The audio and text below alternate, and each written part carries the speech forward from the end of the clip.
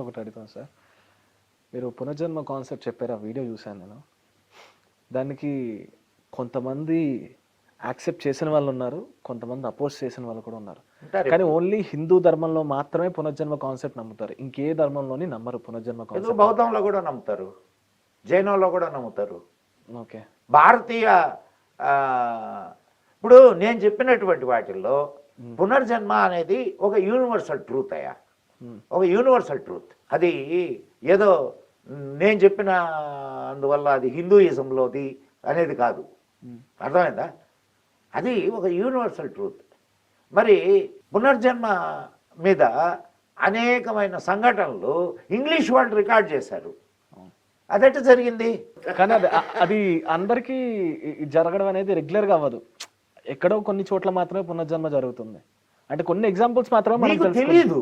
ఇప్పుడు సపోజ్ నువ్వు చనిపోయి ఒక 400 సంవత్సరాలు అయింది, నీ పునర్జన్మ గుర్తుంటుందా? అందరికీ ఎందుకు గుర్తుండదు, కొందరికే ఎందుకు గుర్తుంటుంది?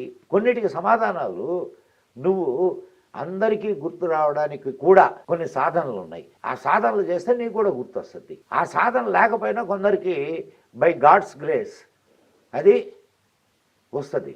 మనం ఇప్పుడు నేను పునర్జన్మల గురించి చెప్పినటువంటి ఎపిసోడ్లో, మదన్ గుప్తా ఛానల్లో ఆ ఎపిసోడ్లో పుస్తకాలు రెఫరెన్స్ ఇచ్చా, సంఘటనలు రెఫరెన్స్ ఇచ్చా, ప్రస్తుతం ఉన్న సంఘటనను కూడా నేను దాంట్లో రెఫర్ చేశా.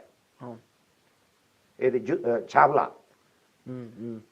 చావ్లా రీబర్త్ శ్రీలంకలో జరిగింది, అది కూడా నేను మెన్షన్ చేశాను, దాని వివరాలు కూడా ఇచ్చా. నువ్వు ఆ పుస్తకాలు చదవలేదు, ఆ పుస్తకాలు నేను రెఫర్ చేసినటువంటి బుక్స్ ఏవైతే ఉన్నాయో ఆ బుక్స్లో అనేక సంఘటనలు, వాళ్ళ ఎక్స్పీరియన్సెస్, వాళ్ళు కనుక్కున్నటువంటి విషయాలు ఇవన్నీ ఇచ్చారు. సరే, నేను తప్పు చెప్పానంటే ఒక ఇంగ్లీష్ వాడికి ఏం పని? వాడి ఇప్పుడు ఒక క్రిస్టియన్ ఫిలాసఫీలో రీబర్త్ అనేది లేదు, ముస్లిం ఫిలాసఫీలో రీబర్త్ అనేది లేదు. కానీ నేను ఒక సంఘటన చెప్పా, ముస్లిం కుర్రాడు బ్రాహ్మణ బాలకుడిగా పుట్టినటువంటి సంఘటన చెప్పా, అవునా కదా? సో ఒక యూనివర్సల్ ట్రూత్ అది. నువ్వు నమ్మనంత మాత్రాన, లేదు నీ గ్రంథాలు చెప్పనంత మాత్రాన అది తప్పంటే ఎట్ట?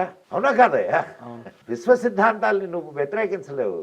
విశ్వ సిద్ధాంతం ఎవరికైనా ఒకటే, ఎవరికైనా కూడా. నువ్వు బౌద్ధ జాతక కథలు ఉన్నాయి కదా, బౌద్ధ జాతక కథల్లో బుద్ధుడు ఇంతకుముందు ఎన్ని జన్మలు ఎత్తాడు అనే దాని మీద అనేక కథలు వస్తాయి, బౌద్ధ జాతక కథలు. చూడు, బౌద్ధం ఈ ధర్మం నుంచి వెలువడ్డటువంటి, సనాతన ధర్మం నుంచి వెలువడ్డటువంటి మతాలు ఏవైతే ఉన్నాయో అవన్నీ కూడా పునర్జన్మని వాళ్ళు విశ్వసిస్తారు.